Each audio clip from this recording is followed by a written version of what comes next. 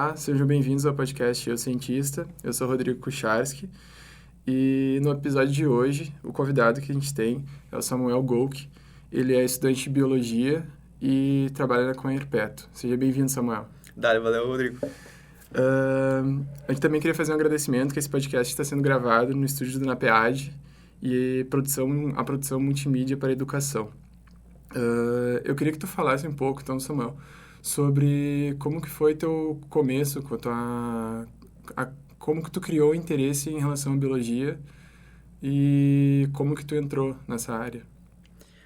Cara, o que eu posso dizer é que foram, na verdade, 3 fatores, né? O meu pai, ele sempre me influenciou muito com a questão da natureza, porque ele sempre me contava histórias, porque ele morava num sítio, né? Lá no noroeste do Rio Grande do Sul. E ele sempre contava histórias sobre os animais que ele encontrava, sobre as aventuras, bem um estilo meio que Huck Finn, sabe? Tipo, da coisa. E aquilo dali sempre me deixava com muito fascínio. E a gente tem um tio, meu tio-avô, que ele mora lá no noroeste, na cidade do Dr. Maurício Cardoso. E meu pai sempre me levava lá pra gente, no sítio dele, assim, então pra gente ficar explorando a natureza, ter esse contato com essa natureza, né? Que é importante. Um dos outros fatores também é que a gente morava nos blocos que ficava ao lado, literalmente, da ESEF, que fica ao lado do Jardim Botânico. Então, todo domingo, meu pai me levava ao Jardim Botânico pra gente alimentar as tartarugas, dar uma passeada por lá, e até ver aqueles lagartos, assim, tudo aquilo ali foi algo muito importante pra mim. O serpentário também, naquela época. Eu sempre, cara, chegou domingo, vou ir pro serpentário lá. E eu ficava enchendo meu pai o saco. Aí a gente ia junto com ele, assim. Então, teu contato acabou sendo bem antes, assim, de uma escolha, talvez, no vestibular. Foi bem antes. É interessante que tu teve um contato bem antecipado, digamos, com a fundação, né? E tu já conseguiu enxergar, de repente, assim, a importância da fundação antes disso. Com Se certeza, quiser comentar também sobre relação a isso. Com certeza. E eu vou falar mais pra frente dos problemas que a gente enfrenta, né? Que atualmente o serpentário reabriu, mas ele ficou um grande período que ele estava fechado. E o meu orientador, que também vou contar a história entre eu e ele depois, ele me comentou que tinha uma criança que sempre vinha no serpentário todos os domingos, parecido comigo, com o pai dele. E ele até falou, esse guri é o mini Samuca, que, tipo... Porque ele sempre se encontrava e tal. E ele sempre vinha, esse guri. Só que aí, conforme o fechamento do serpentário, a gente viu que ele sempre assinava aquele livro de presença, né? Que tem, né? Quando tu entra no serpentário. E a gente nunca mais viu ele, assim. E aí é uma das coisas que, imagina, poderia ter sido outro futuro pesquisador que poderia adquirir mais interesse na área e, sei lá, dar muitos resultados, assim, científicos, assim, nesse nosso meio, assim. Então... Acabou se perdendo, talvez, Pois um grande é. pesquisador pela falta de incentivos na manutenção do local, né? Pois é. Isso é bem complicado. Como que depois que tu entrou na faculdade, como que tu foi te direcionar para a Herpeto? Claro, tu já tinha alguma tendência pela essa questão que tu comentou da fundação e tudo mais, mas como é que tu conseguiu entrar no laboratório? Ou tu já tinha contato com algum professor antes da faculdade? Como é que foi isso? Pois é, eu já tinha contato com o Márcio, né, que atualmente ele trabalha com... Ele é o curador, né, aqui da coleção da URGS, né, junto com a Laura. Mas antes disso eu tinha um contato com o meu atual orientador, que é o Roberto Baptista de Oliveira, que ele trabalhava na praia. Assim, eu fui conhecer ele quando eu fui visitar a coleção da PUC, que é onde a esposa dele atual era curadora da coleção, né, a Gláucia. E eu conheci o Beto e a gente saiu a campo junto, assim, ele e a Gláucia sempre foram entre aspas, meus orientadores, assim, sempre, desde pequeno, assim, me deram várias dicas. Eu sempre ia visitar eles quando eles não estavam tão ocupados, né? Eu sempre perguntava antes, mandava um e-mail para eles. Desculpa só te interromper, mas essa saída de campo que tu comentou foi antes de tu estar na graduação. Foi antes. Que idade que eu tinha? Bom, agora não me lembro, mas foi bem antes.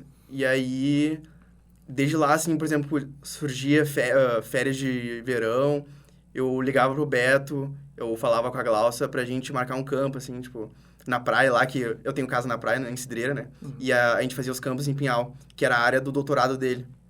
E aí, bah, era só poder ter esse contato, assim, com herpetas dessa maneira foi muito massa, porque a área é muito boa. Pouca gente sabe, mas é muito comum achar serpente, assim, nas dunas, assim, tipo, nas praias. Tu, sabe, tem uma diversidade bem rica. E é bem interessante, assim, tipo, tu vê, assim, porque até eu já ia na praia antes, mas eu nunca ia pensar que tinha tantas serpentes, assim, tipo, aí eu ficava pensando, bah, no mato que deve ter muita serpente, ou outra coisa do tipo, assim. Mas aí eu conheci esse local na praia e, bah, eu fui fazendo campo junto com ele, assim, e meu pai. Eu acho muito rica essa experiência que tu teve. Tu teve experiência com o doutorado de uma pessoa antes mesmo de estar na faculdade. Não, mas, tipo, o doutorado dele já tinha acabado quando eu fui fazer junto com ele. Sim. Mas ele estava trabalhando lá como funcionário, acho que da prefeitura. Funcionário da prefeitura. Mas mesmo assim, ele morava lá. E aí, como era a área do campo do doutorado dele era Pinhal, né? Ele já conhecia muito bem o local. Então aí a gente marcava para ele me levar nas áreas onde era o doutorado dele, onde foi o doutorado dele. Então a gente fazia os campos lá, assim. E essa construção dessa ciclo de pessoas, assim, isso tudo partiu do teu primeiro contato dentro da fundação com o teu pai te levando lá. Esse círculo de contatos, na verdade, surgiu, de certa forma, sim, porque aquilo me influenciou a pesquisar mais répteis e anfíbios, assim, e me aprofundar nesse mundo, e se tornou uma coisa tão viciante que eu não conseguia parar de pensar nisso, e ficava toda hora falando, assim, na mesa de jantar com meus pais, sobre isso, e eles, cara, que guri chato, não para de ficar falando sobre serpente, anfíbio e tal. E como é que tu fazia essa pesquisa, assim, tipo, tu ia pra internet, tu pegava livros, aonde que tu pegava isso? Tanto no meu colégio tinha aquelas bibliotecas onde todo mundo podia acessar, assim, e tinha aqueles livros, aquelas enciclopédias. Aí eu sempre ia pulando todas as partes de história, de qualquer outra coisa, e chegava na parte de animais e répteis, e sempre ficava folheando e olhando aquilo. A internet também, principalmente. Eu acho que isso foi um dos melhores meios, assim, porque aí eu ia na internet, pesquisava, serpentes do Rio Grande do Sul. Aí eu encontrava algumas coisas, e aí eu tentava, às vezes, criar meu próprio guia pra mim mesmo, né? Pra quando eu fosse no sítio do meu tio-avô, ver se eu conseguia, tipo, criar um guia pra mim mesmo, pra encontrar serpentes que eu criei o guia, assim. Aí eu botava, assim, umas fotos, lá, de uma jararaca e botava, bota pra jararaca. Ela se alimenta de quê? Ela faz o quê? Aí eu imprimia pra mim, meio que mandava encardenar e levava quando meu pai fosse, assim, pra nos levar, né, pra viagem. Até o meu tio. Tinha o teu manual de campo. Então. Exatamente, sim. Muitas coisas engraçadas que, tipo, muitas coisas, claro, estavam erradas na época, assim, às vezes eu botava espécies que não de jeito nenhum ia ter lá, assim, mas é uma coisa que tu vai aprendendo com o tempo, assim, acho muito massa. Pois é interessante essa questão do erro, assim, como tu começou a entender que o erro dentro da pesquisa tu precisa consertar o erro e achar o novo erro, como que tu sentiu isso, assim? Por exemplo, assim, às vezes eu pensava, dependendo da distribuição do bicho, aí tu vai ver com mais cuidado, não, peraí, essa serpente, ela não chega nessa área, por exemplo. Ela não é desse ambiente. O ambiente do sítio do meu tio-avô era um ambiente bem antropizado, tem espécies que são de ambientes florestais que não estariam lá, assim. E aí é uma coisa que tu vai meio que, assimilando, assim. Às vezes a diversidade é muito menor em determinadas áreas do que outras, assim. Sim. Essa questão, por exemplo, do senso comum das pessoas em relação às serpentes, de achar que é um bicho que vai te fazer mal, e como que tu não teve essa visão dentro do período da tua infância, e vocês fazem algum trabalho relacionado ao público para desmistificar isso ou não? Na fundação, tu diz? É. Sim, na fundação a gente tem o que a gente chama de ciência na praça, que aí não só o pessoal da Herpeto, como o pessoal de todas as áreas, assim, que desempenham trabalho lá, eles fazem uma educação ambiental com um público que vai pelo vai no Jardim Botânico e a gente quebra alguns mitos, né? Por exemplo, a gente expõe algumas serpentes da nossa coleção, né? Que é um material didático. E dessa maneira as pessoas vão, peraí, mas essa aqui é venenosa, essa não é venenosa. Como é que se diferencia uma venenosa de uma não venenosa? Qual é o papel na natureza das serpentes, dos lagartos, entende? E vocês enxergam que essas ações que vocês fazem, elas têm um alcance bom ou poderia ser muito maior do que isso?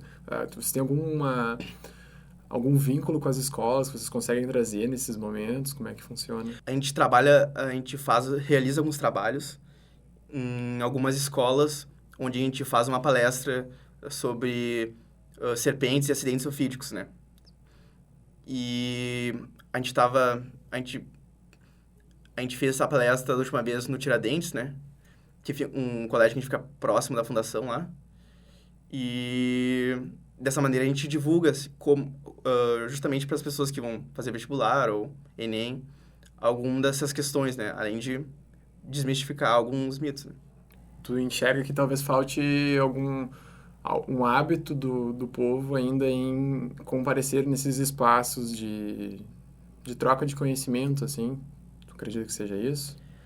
De certa forma, acho que talvez poderia ser um pouco mais divulgado, sim, mas até no Ciência na Praça, vem bastante gente, porque vem o pessoal no domingo levar sua família para ter piquenique, e aí é uma data importante, assim, e é muito fácil tu poder expor, assim, tuas ideias, sendo que a gente tá nesse clima de harmonia, assim, supondo que não chova, assim, aí já se chove, aí já cria um pouco de dificuldade, né? Mas quando, por exemplo, é um domingo ensolarado, assim, o tempo tá bom, enche de pessoas, assim, na Ciência da Praça.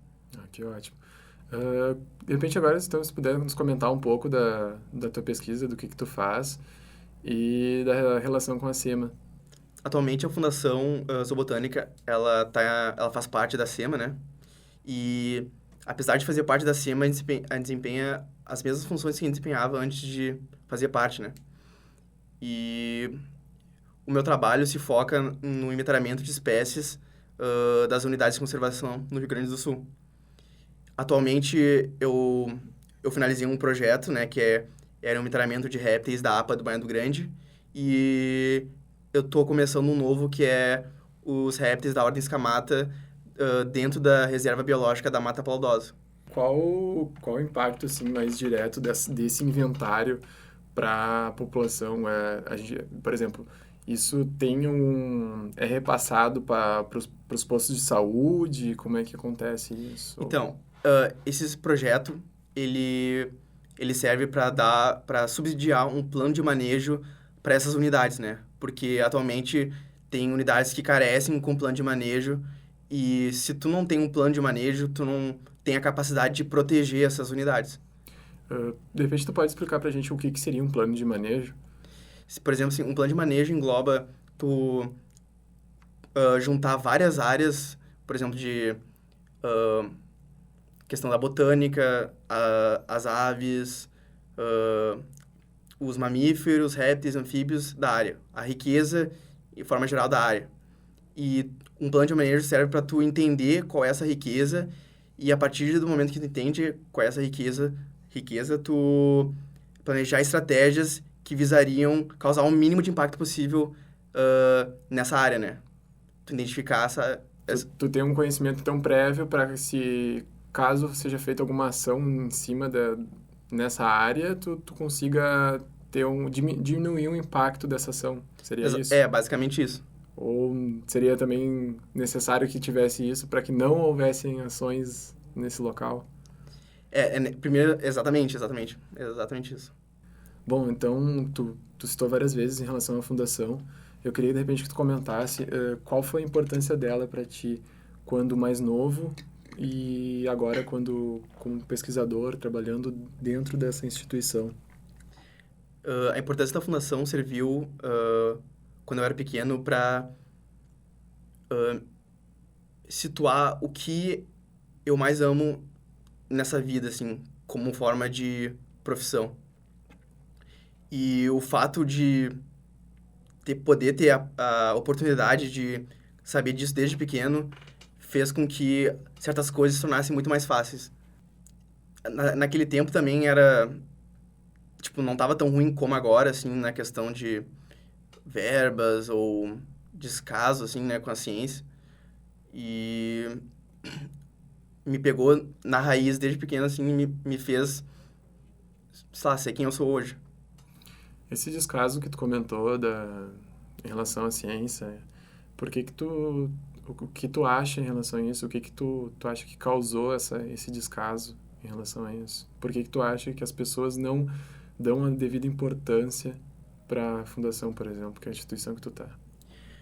Cara, eu acho, tipo, sinceramente, que particularmente que o objetivo do ser humano é literalmente conhecer o universo ao redor dele.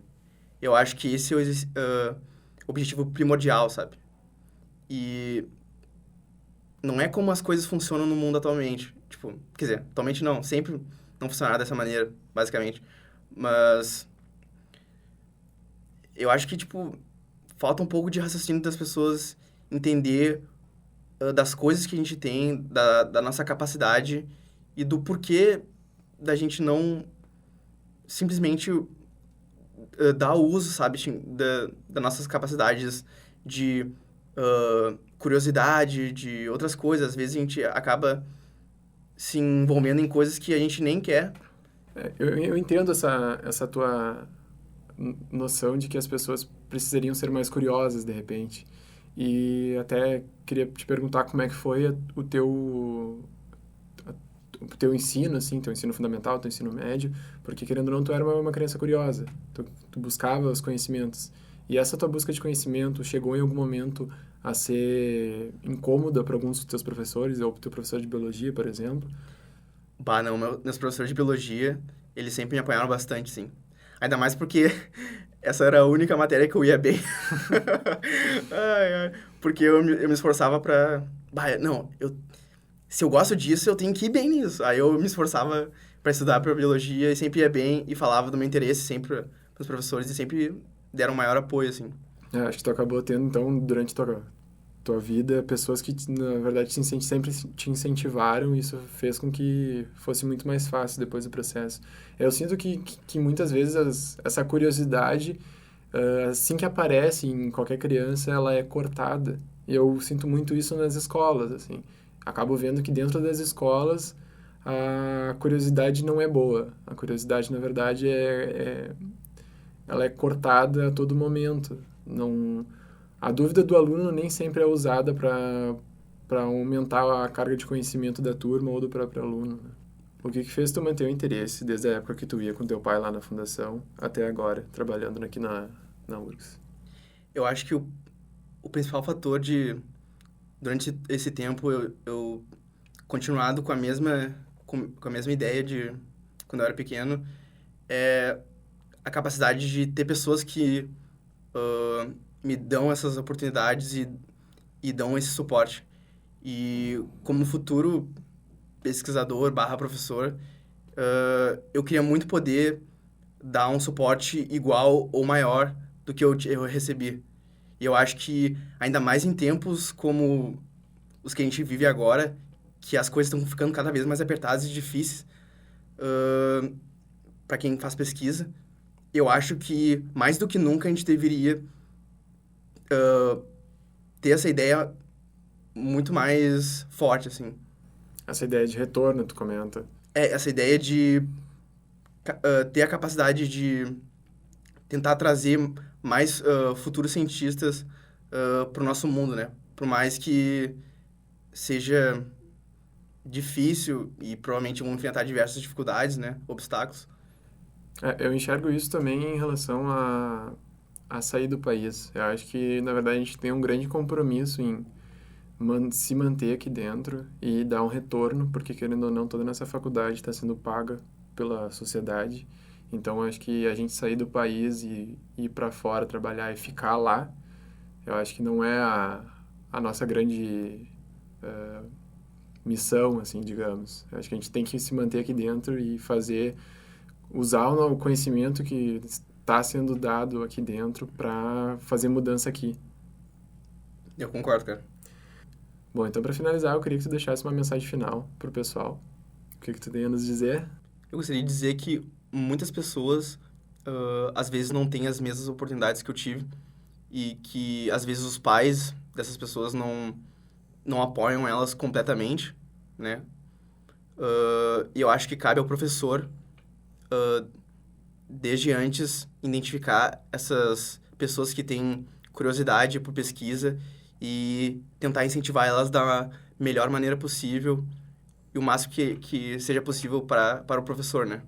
Eu acho que esse papel do professor, ainda mais nos tempos atuais, é crucial, assim, para a gente poder ter futuros pesquisadores. Perfeito. Então, muito obrigado pela presença. Esse foi mais um episódio do podcast Eu Cientista. E lembrando, todos podemos ser cientistas.